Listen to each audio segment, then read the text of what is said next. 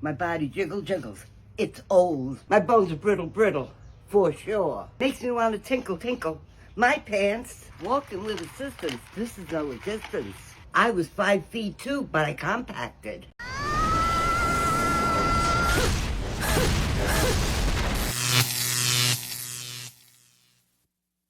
Welcome to The Wall.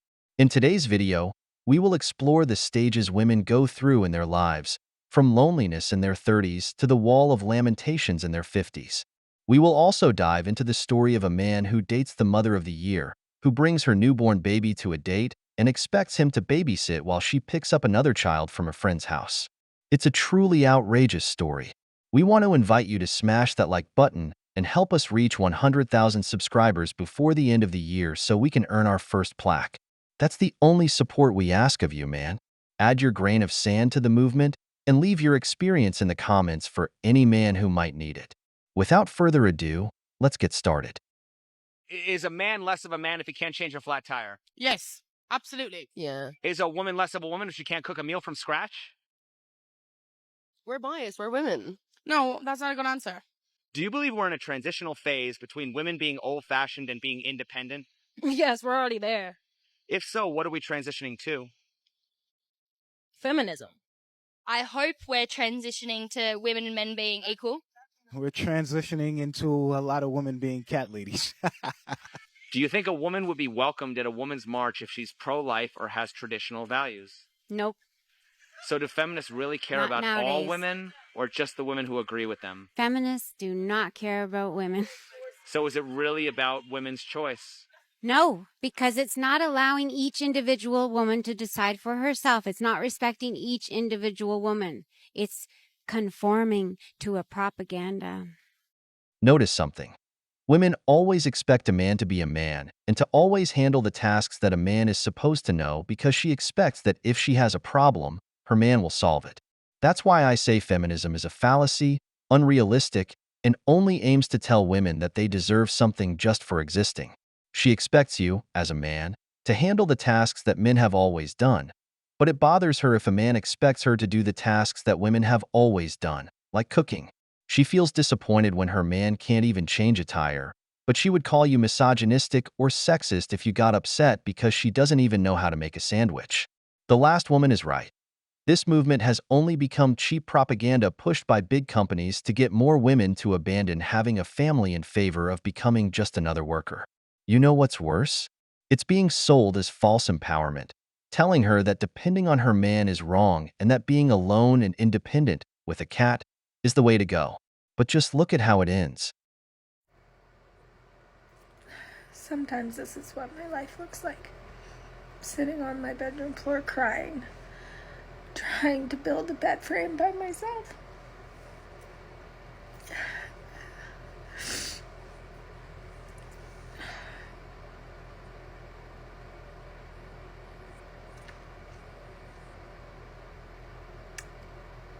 Sometimes it's just so lonely.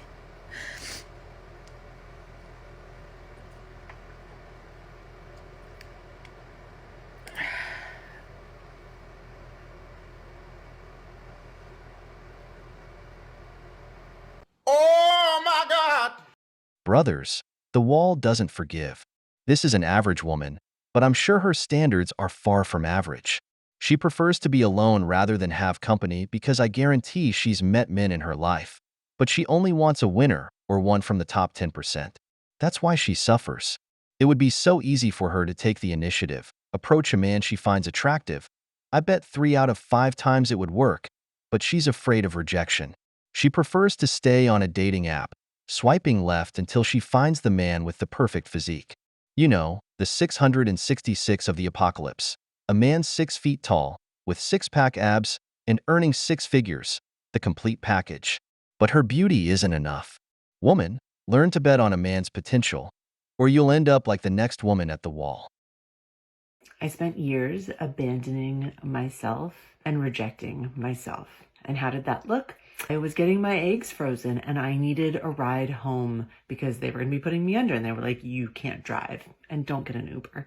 I was so scared to ask a friend to pick me up. It was out of the way. It was inconvenient for her life, My people-pleasing tendencies were then catering to her and not wanting to inconvenience her life. But also I was worried with how busy her life was.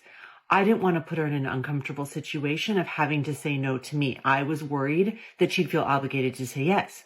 So I wasn't going to ask. But she was the only person that I felt safe and comfortable with, having just woken up from this surgery, to be my person to drive me home. And it was terrifying to make that request. It was terrifying to just ask for help and support, because I have spent my entire life thinking I can do it all by myself. I don't need anyone's help. And the vulnerability, but also the fear of being rejected. So while I feared her saying no and rejecting me, I didn't even give her that opportunity, because I then chose to just reject myself until I realized I needed a ride home. And if she's going to be the person that I want to bring me home, she gets to say yes or no. I don't get to make that decision for her. I typed up a text and said, would you be interested in driving me home from my surgery? I should be out around 9 o'clock in the morning. And I was like, I was going to take an Uber down there. This is like a half an hour away. And she was like, 100%. And mind you, she's got a toddler. She's got a daughter in school. Her husband's out of town. Like, her life is busy and chaotic. And she was like, yes. And I will take you at 7 o'clock in the morning. And I was like, no, you don't have to do that. She was like, 100% I am going to do that. And it meant a lot to me. And I realized that if I don't actually ask for help and support, I don't give them the opportunity to actually show up for me. I abandon myself. I reject myself so that I then don't have to be abandoned and rejected by someone else.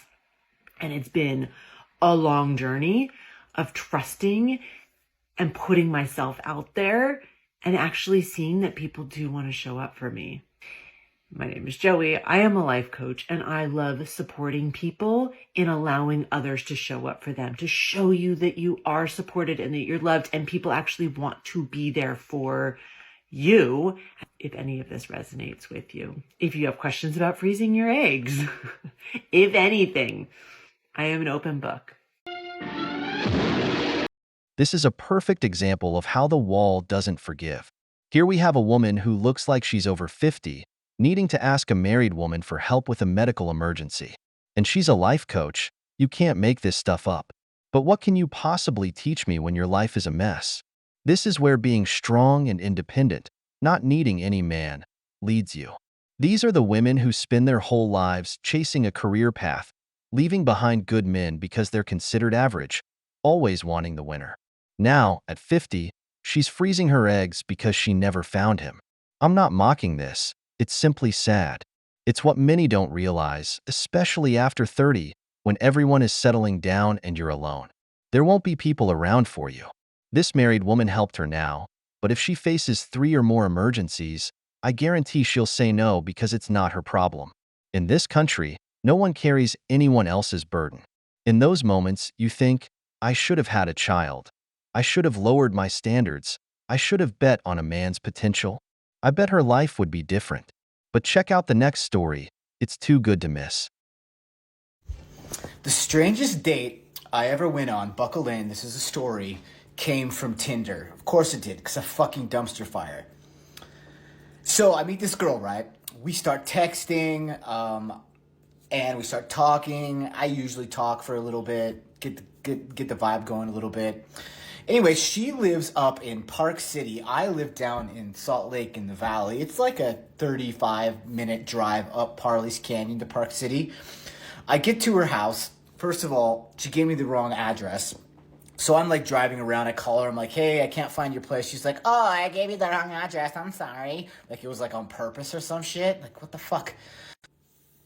So I get the right place, right? And it's like this big house. It's like this cabin-looking house. Like it's actually in Heber, not in Park City. It's just right outside of Park City, this little mountain town. Really pretty spot. And I go in and it's a mess. It's just like it's been fucking hit by a tornado. There's like baby shit everywhere. There's like bottles everywhere. So she comes out and she's carrying a newborn baby. like a newborn. I've had a baby before, not me personally, my ex-wife, and I know what a newborn looks like. And this baby had to have been like maybe a week old from the hospital. Still had like the pacifier from the hospital, right? And I'm like, oh, I didn't know you had a newborn. She's like, yeah, I told you I had kids. I'm like, yeah, I just assumed that they were like, toddler age. And she goes, all right, let's go. I'm like, oh wait, we're going? And she starts to put the baby in like the baby seat, and then she puts it in, she hands me the baby seat and says, hey, can you put this in the car for me? I'm like, wait. We're not taking the baby with us to dinner, right? She's like, oh no, I don't have a babysitter. I thought I would just bring him along. I'm like, oh my God. I'm like, yeah, I don't feel comfortable with this. I'll drive and you can drive your own car if you want to bring the baby. First of all, I shouldn't have done that. That was a fucking bad, awful idea. So we go to this little Mexican restaurant up there. It's kind of crowded. She sits down and we're like ordering, we're talking. Keep in mind, she looked nothing like her profile photo, like absolutely nothing. Like she must have used photos that were from like 10 years ago. This is going awful. The vibe's so weird. I'm so uncomfortable. She sits down and she starts to breastfeed.